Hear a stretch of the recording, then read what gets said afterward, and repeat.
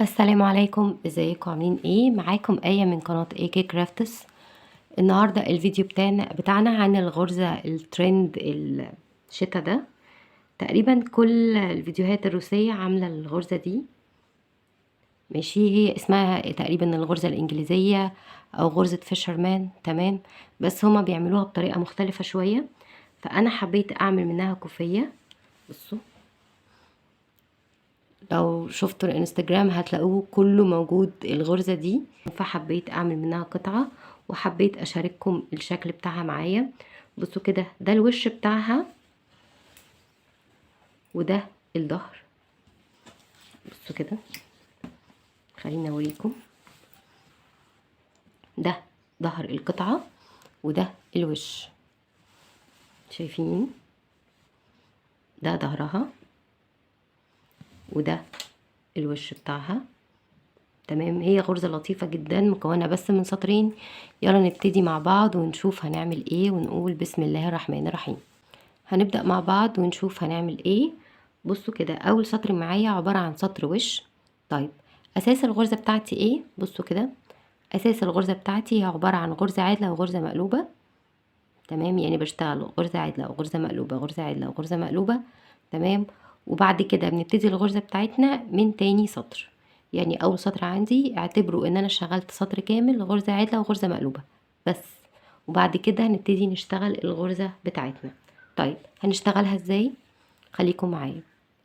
اول حاجة هسلت اول غرزة من غير شغل واخد لفة، والغرزة المسلوطة واللفة دول بتوع الحافة، ملهمش علاقة بالغرزة بتاعتي.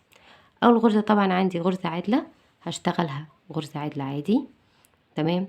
واخد لفة على الابرة، والغرزة المقلوبة هسلتها من غير شغل، واكرر الغرزة العدلة هشتغلها عدلة، واخد لفة على الابرة، والغرزة اللي بعدها مقلوبة هسلتها من غير شغل، غرزة عدلة، واخد لفة على الابرة، والغرزة اللي بعدها مسلوطة من غير شغل اللي هي الغرزة المقلوبة.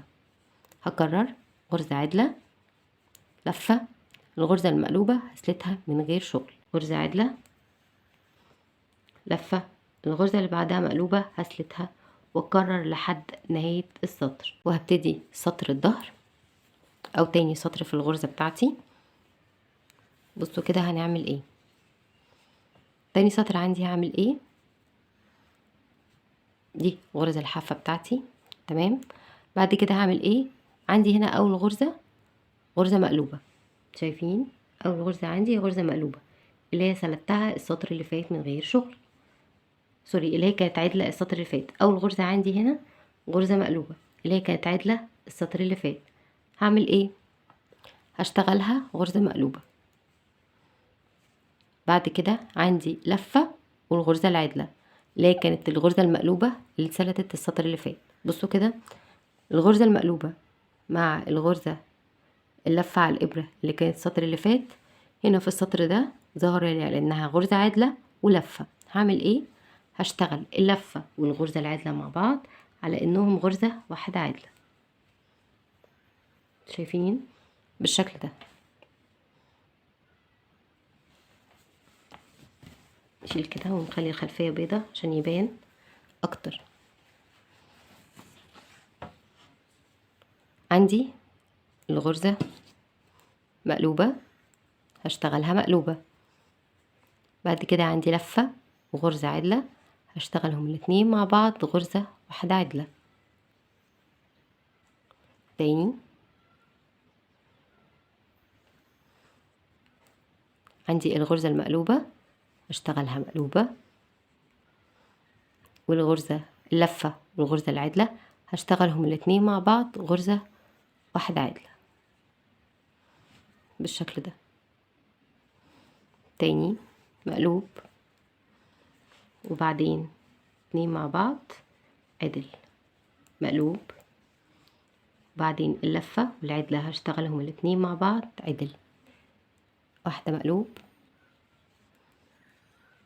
بعد كده اللفة والغرزة العدلة هشتغلهم الاتنين مع بعض عدلة.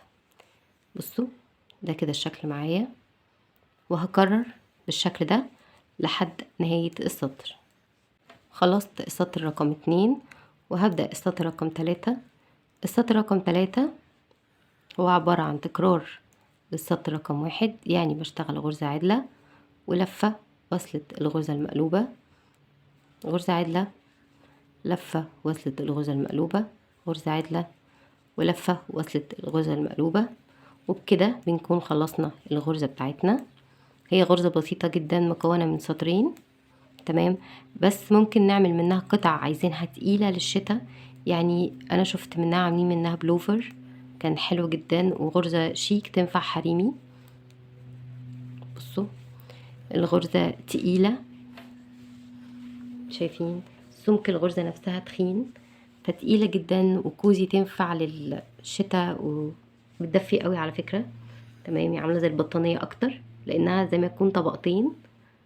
تمام، بس كده وكده يكون الفيديو بتاعنا خلص. بالنسبة للحافة الحلوة قوي دي، شايفين هيكون ليها فيديو منفصل على القناة بإذن الله. بس كده، أتمنى يكون الفيديو عجبكم، وأتمنى تكون الغرزة عجبتكم وتنفذوا بيها مشاريع حلوة. أشوفكم في فيديو جديد بإذن الله. باي.